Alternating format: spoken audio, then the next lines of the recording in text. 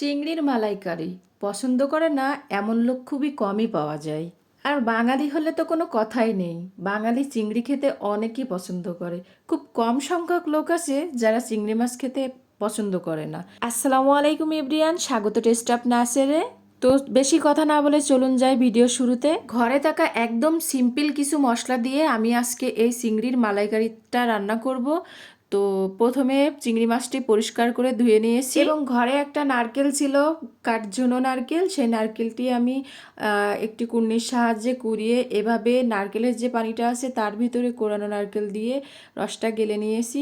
এবং মালাইকারি রান্না করতে এখানে আমি আদা বাটা, রসুন বাটা, শুকনো মরিচ বাটা এবং জিরা বাটা একসাথে মিক্সড করে বেটে নিয়েছি। তারপর একটি ফ্রাই প্যানে একটু সাদা তেল দিয়ে তেলটা গরম হলে ওর ভিতরে নুন হলুদ দিয়ে মেখে রাখা চিংড়ি মাছটি দিয়ে দিয়েছি।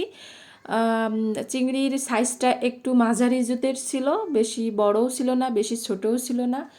যাই হোক, চিংড়ি মাছটা এপাশ ওপাশ করে আমি সুন্দর করে হালকা আঁচে একটু ভেজে নিয়েছি। বেশি করে ভাজা যাবে না, কারণ চিংড়ি মাছ বেশি ভাজলে দেখা যায় রাবারের মতো লাগে খেতে। তো এখানে ভাজা শেষ হয়ে গেছে, আমি অল্প অল্প করে চিংড়ি মাছটাকে ভেজেছি। এরপর আবারও কড়াইতে আমি একটু সাদা তেল দিয়েছি। সাদা তেলটা গরম হওয়ার পরে তার ভিতরে আমি একে একে গোটা গরম মশলা এবং একটা কাঁচা তেজপাতা দিয়ে দিয়েছি।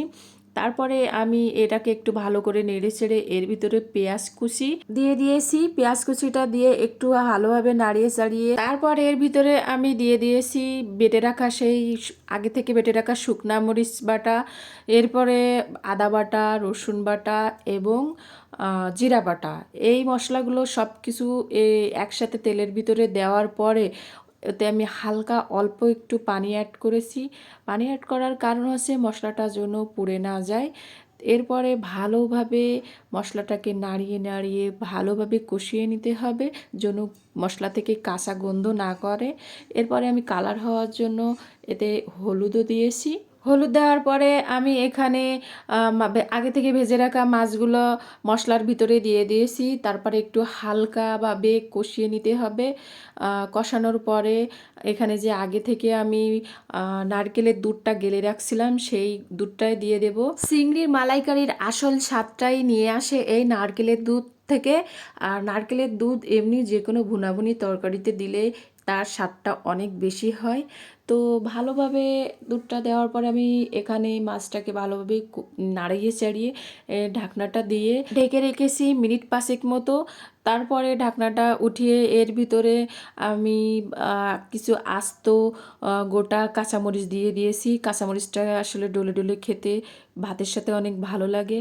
যাই হোক, আমি কিন্তু ঘরে থাকা একেবারে সিম্পল কিছু মশলা দিয়ে রেগুলার আমরা যে তরকারিতে মশলাগুলো খাই সেই মশলা দিয়ে কিন্তু চিংড়ি মাছের মালাইকারিটা রান্না করেছি। আমার চিংড়ি মাছের মালাইকারির তরকারিটা কিন্তু দেখতে অসম্ভব লোভনীয় ছিল। দেখেই মনে হচ্ছে যে জিভে জল এসে গেছে। যাই হোক, এই তরকারিটা খেতে অসম্ভব ভালো হয়েছিল, বাসার সবাই বলল আর কি। তো আপনারা কিন্তু অবশ্যই চেষ্টা করতে পারেন এরকম বাসায় থাকা কিছু সিম্পল মশলা দিয়ে চিংড়ি মাছের মালাইকারিটা রান্না করতে। অনেক অনেক টাকা খরচ করে রেস্টুরেন্ট থেকে কিনে খাওয়ার প্রয়োজন আসবে না। এভাবে বাসায় রান্না করলে ফ্যামিলি সহ খুব কম খরচে চিংড়ি মাছের মালাইকারিটা কিন্তু আপনারা খেতে পারবেন।